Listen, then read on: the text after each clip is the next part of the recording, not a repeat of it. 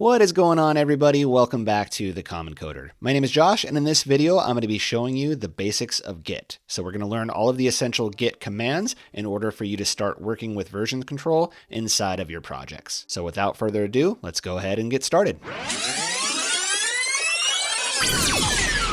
All right, so the first thing that we want to do is go ahead and create a repository. And to do that, we need to go ahead and navigate to a folder. So a Git repository is just a folder that contains other folders or other files. And we're going to keep track of the changes in those folders using the Git source control system. So to do that, I'm going to go ahead and just open my terminal. And I like to keep my projects in a folder called code. So I'm going to go ahead and cd into that code folder, and then go ahead and do an ls to view the folders that are in here. And you can see I have a couple projects that I've used for other various demos on this channel. So what I'll go ahead and do is create another one for this project. So I'll use make directory, and then I'll go ahead and call this git-basics. Then I'll go ahead and cd into that folder. And then now I can go ahead and open this folder with my editor of choice. I prefer Visual Studio Code. And if you're not familiar with Visual Studio Code, it's a very popular code editor from Microsoft. And I have a whole set of videos in a playlist, which I'll link up here, that talks all about how to install it and how to use it. So I'm going to go ahead and open this folder up in Visual Studio Code. So I'll say code dot. And I'm going to do the rest of the demo from within VS Code and use the Visual Studio Code integrated terminal. So that way we can see what happens with the files using the source control tab here on the left-hand side. So I'm going to do everything in the command prompt, but we're going to be able to visually see some of the stuff that's going on using this source control tab here. All right, so I'm going to go ahead and just click on my Explorer tab, and then I'm going to open up a terminal by hitting Control tilde. And that's going to open up a terminal for me. And now we can go ahead and create our first repository. So to make this folder a Git repository, all we need to do is run the command git init. And you can see that doesn't look like anything really happened. But if you look closely, we can see that down here at the bottom, there is something that says main. And this is the default branch that gets created when you create a brand new repository. So every repository has a default branch, and we'll see what branches are in just a minute. And that branch by default in newer versions of Git is called main. Depending on how you installed Git, you might see master there as well. Master has historically been used as the name of Git's default branch, but master or main are pretty much universal. All right, so behind the scenes, what actually happened is that inside of this folder, it created a .git folder. So we can't see that here because it hides it from Visual Studio Code. But if I use the ls-a command here, we can see that there is a .git folder in here, and this is how Git keeps track of all of our changes and all of our branches and all of our files and what's changed between when we do our commits. So it's very powerful, but again, on the surface, doesn't look like anything is going on, but all the magic's happening inside of this .git folder. All right, so the whole concept of Git is centered around the idea of branches and commits. And we can see that here on this illustration. I have our main branch, which is the default one that was created when we ran git init. And then we have these things called commits. And commits basically are a representation of what our file system looks like at that point in time. So on this first commit here, I could have a set of files, and then maybe I added some additional things to my project. I made a commit, and now I have a new version, basically a new point in time of what my file system looks like. And I can jump back and forth between each one of these commits, and I can see not only what the code looked like at that time, I can also see the code differences in between the different commits. So I can see what was added or what was changed between commit 1 and commit 2, and I can see what was added or changed between commit 2 and commit 3. So it's very, very powerful in terms of being able to basically save the state of your application at various points during development. So with our git init command, our branch technically looks like this. So it just looks like a line. I'll go ahead and label this main just so we know exactly what this is. All right, and so this is our branch. It doesn't have anything on it. We don't have any files. Even if our folder had files in it, Git doesn't create the very first commit. You have to do that by default and tell it what you're going to add as the state of what your code's going to look like for that first commit. So let's jump back over to VS Code, add some files, and create our first commit. So what we're going to go ahead and do is use the File Explorer, and I'm going to go ahead and click on this little Add File button here, and I'll just create a index.html file. And then I'll go ahead and use an emmet snippet to go ahead and create a boilerplate HTML page, and then I'll go ahead and save this. So now we can see that I have an HTML document, and it is green, and it has this little U. And this basically means that this file is not yet being tracked by Git. it knows about it. It knows that it's in the folder with the repository, but I haven't told Git that I want to actually track changes to this file. So if I run a command called git status, we can see that there's no commits yet on my branch.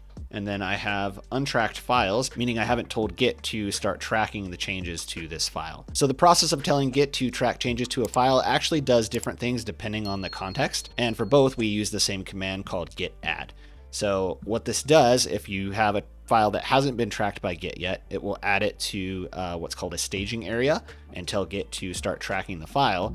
And then we can go ahead and commit that file once it's in the staging area. If we have a file that was already in our project and we've modified it, the process is the same. We still have to put it in the staging area in order for Git to track it. So in order for the file to go in the staging area, what we want to do is go ahead and run a command called git add. And we can either track files on an individual basis. So if I wanted to do index.html, I can go ahead and type that here. And when I run git add index.html, if we jump over to the source control tab here, you can see that we have this index.html and it's in this staged changes section here. Okay, so this means that when I run the git commit command, it will commit any changes that are inside of this staging area. And this staging area can contain one or multiple files. So in this case, we only have one, which is our index.html. Let's see what happens if I add another file while this is in the staging area. So what I'll do here is I'll go ahead and add another file. And let's just say this had an associated JavaScript file. So I'll go ahead and call this script.js. And now you can see, again, we have an untracked file here. We have this one that's been added to the staging area. If I look at my source control command, you can see that I have the index in the staging bucket and the changes, basically this untracked change inside of just the changes, the things that aren't in the staging area in this separate bucket here. So in order to make the commit, we first have to move the file or files into the staging area and then make our commit. So what I'm going to do is actually use this little minus to unstage the change real quick. And there is a shortcut to basically stage all of the various files that you're working on. Sometimes that's what you want to do. Sometimes you want to stage individual files so you can commit them separately. But what we can do here is go ahead and run git add dot, and that will add all of the files into the staging area. Now we can go ahead and commit those changes. And so to make a commit, what we can do using the command line, we can run git commit. And git commits require a message. So we're going to go ahead and use the -m command. And then we need to provide a message in quotes as to what our commit is. So I'll go ahead and just call this initial commit.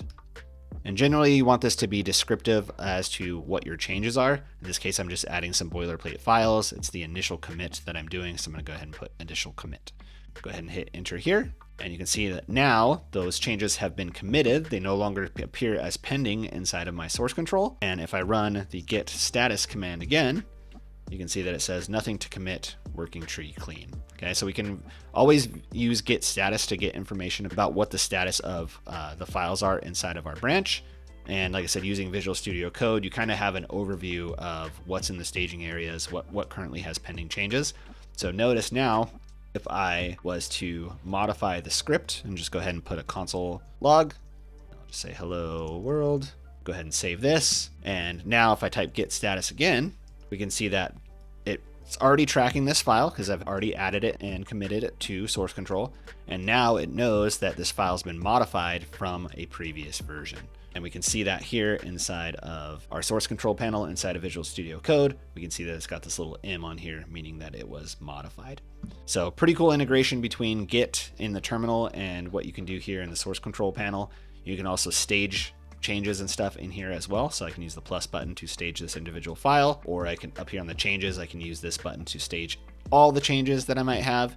And then I can commit from up here at the top. But we're going to focus on the command line, but just know that you have a lot of this functionality inside of Visual Studio Code without ever having to touch the terminal. All right, let's go ahead and make a couple more changes so that we can see this process in action. So inside of the HTML, I'll go ahead and link my script file. So I'll say scripts, source, and the source is script.js. All right, and then we'll go ahead and create one more file. We'll create a CSS file. So we'll call this style.css. And then we'll go ahead and just leave this blank for now.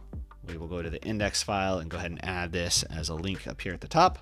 And this is going to be to style CSS. All right, and so now you can see that we have two modified changes and my one untracked file, which is my style.css. Now I can use the git status command again, and we can see there's those two modified files, my two existing files, and here is the one that I recently added. So again, I'm going to go ahead and stage all of these changes by using git add with a dot, and that's going to take all the files and put them in the staging area. So if I go to my source control panel, we can see that here, they're in the staged changes section. If not, they would be down here in the bottom in the regular changes. Again, I can run git status, and we can see that now it has these in the changes to be committed. I can unstage these by running a command called git restore, and then using the -- staged. So I can say git restore -- staged, and then use a dot here, and that will unstage all of the changes. So go ahead and stage those one more time using git add dot. And then when you put in your git commit message, you generally want that to be a descriptive message. So right here, what I have is basically a boilerplate setup for a basic HTML page. So what I'll go ahead and do is commit these changes now and say git commit -m, and then I will say created boilerplate HTML site.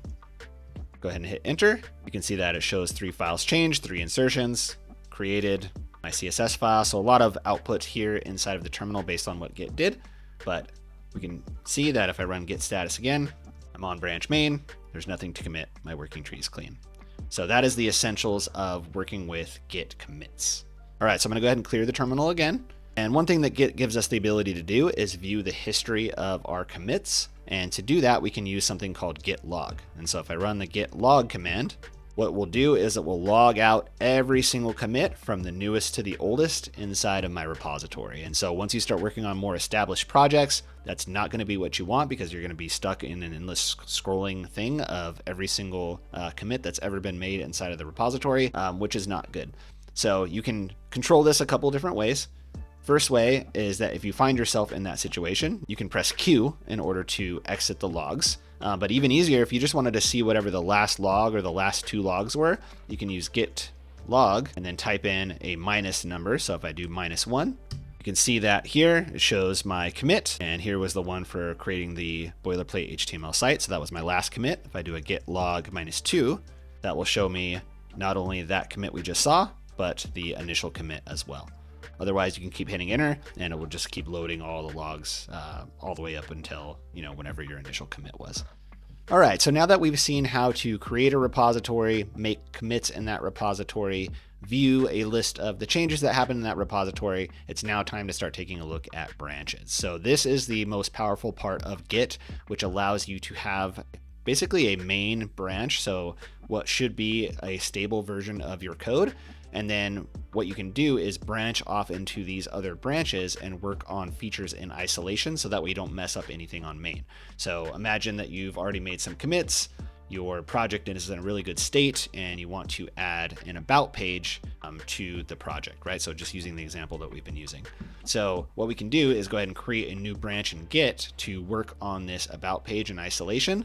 That way, if we accidentally just mess something up, or we want to try something in this branch, but maybe try something else in a completely different branch, we can go ahead and do that. Imagine a scenario where maybe our about page takes a little bit of time to work on, but on main, we want to maybe just add a couple additional features so that we can deploy those quickly while we're still working on our about page.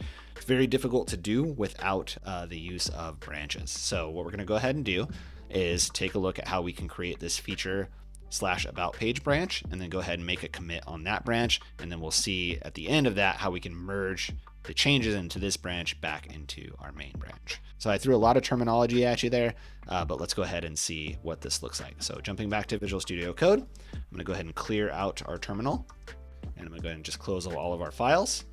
And what we can do is go ahead and use a command called git branch. And this will tell us what branch that we're currently on, or any other branches that we have on our machine. So you can see here that we only have one, and this little star with the green here indicates that we're on main. So to create a new branch, there's a couple different ways that we can do it. We can use git branch and then use the branch name. So using the branch name from our illustration, we'll use feature /about page. Okay, and so this will create the branch. And if I type git branch again, we can see that there is my feature /about page branch. So to switch to that branch, I need to use the git checkout command. So when you use a branch, each branch that you're on requires you to check it out in order for you to work with it. So we'll go ahead and use git checkout and feature /about page. All right, and you can see that we switched to this new branch, feature/about page. Now there is a shortcut to short circuit the Git branch and Git checkout process. If you want to check out a new branch and create it at the same time, all you have to do is run git checkout and then pass the -b flag and then enter the name of the branch you want to switch to. And it will create that branch if it doesn't already exist, saving you a couple keystrokes. All right, so I'm gonna go ahead and exit out of this by pressing Control-C and then clear my terminal here. And now you can see if I run git branch, we are now on the feature/about page branch. And so whenever you want to switch branches, if I wanted to switch back to main, I can say git checkout main, and that switches to main. And if I run git branch again, we'll see that I am now on main. So let's jump back over to our feature branch. So we'll say git checkout feature/about page. All right, so since this branch is called feature/about page, let's go ahead and create our about page. So let's go ahead and use the add file button. Go ahead and type in about.html. I'll go ahead and use that emit snippet, which is just a exclamation point and tab, and that will create a boilerplate HTML document. I'll go ahead and change the title to about page. And then right here, I'll just say about us inside of an H1 tag. All right, so I've made my changes. I've added my about.html page, and now I want to go ahead and commit this change. So the commit process while you're in a branch is exactly the same. So down here in the terminal, if I run git add dot, and then I run git status, you can see that we have changes to be committed. So that put our about.html into our staging area. And we can confirm that by clicking on our source control tab and seeing inside of this staged dropdown area, I can see my about page. And again, I can go ahead and commit this change by saying git commit -m.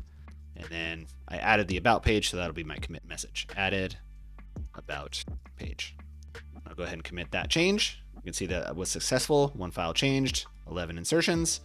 And we can see inside of my file explorer, there is my about page. All right, so since I'm on this feature/about page branch, what would happen if I switched back to main? So let's go ahead and find out.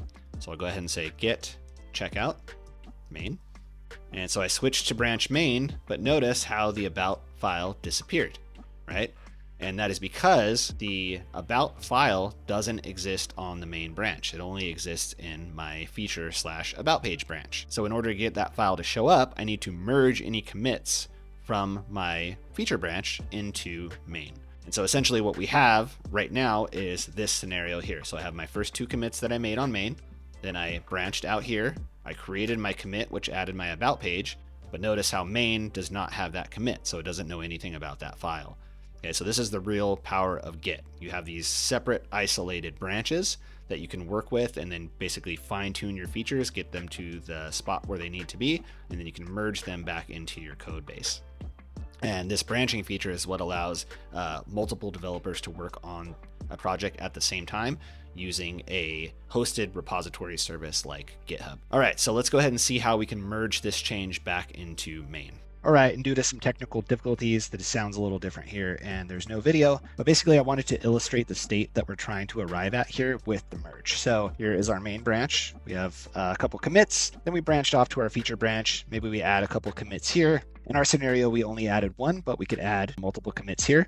When we merge back into main, what's going to happen is it's going to create a merge commit that contains all of the changes from our various commits from our branch. So this is the standard merge behavior, but there is another merging method which involves something called a fast forward. So with a fast forward merge, as long as the main branch doesn't diverge from your feature branch, basically meaning nothing else has been added to it while you've been working on your feature branch, you can do what's called a fast forward merge. And what the fast forward merge will do is essentially make it look like you made those commits on the main branch. It'll basically add those commits 3 and 4 to the main branch as if they had been committed in a continuous fashion. So this is pretty cool. This results in a lot cleaner commit history because you can see commit by commit the changes over time. Realistically, however, if you're working in an organization where there's lots of people working in the same repository, getting to this state is actually harder than it looks. And a lot of times that'll involve something called a rebase, which we're not going to cover in this video, but is something that we'll cover in a future video. So if you're curious to learn more about Git branching strategies, rebasing, things like that, definitely consider subscribing because we'll be covering that in a lot more detail.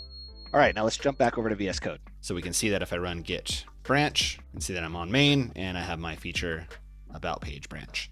And so what I can do here is merge in the changes from the feature/about page branch. And so when you merge, you always want to start on the branch that you are going to be merging into, not the branch that you're going to merge from. So in this case, I want to merge in the changes from feature/about page into my main branch. And to do that, I use a command called git merge. And when I use the git merge command, I need to specify the branch name that I want to merge in. So in this case, it's going to be feature/about page. And then I'm going to go ahead and hit enter. And we can see that it's updating and fast forwarding. Now it knows about the about.html page, and we can see that one file was changed. And if I look at my Explorer up here now, you can see that there is the about.html file. I am here on main. So now we can go ahead and look at our Git history by using the git log command. And you can see that we have our initial commit and then our boilerplate HTML site commit. And now we have the added about page commit. All right, so we can see as a result of that merge, we end up with a commit history that looks like this. Since it did a fast forward, we had our first 2 commits. Then we made our commit 3 on our feature/about page branch.